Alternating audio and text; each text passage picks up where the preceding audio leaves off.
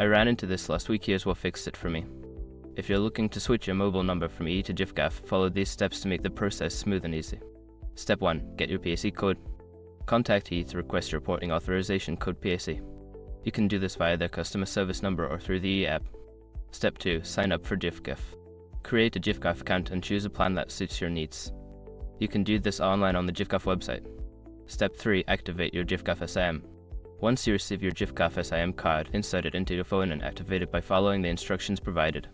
Step 4. Port your number. Log into your Giffgaff account and enter your PAC code in the number porting section. This will initiate the transfer of your number from E to Giffgaff.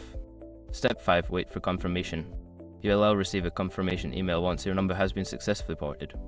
This process usually takes a few hours but can take up to 24 hours.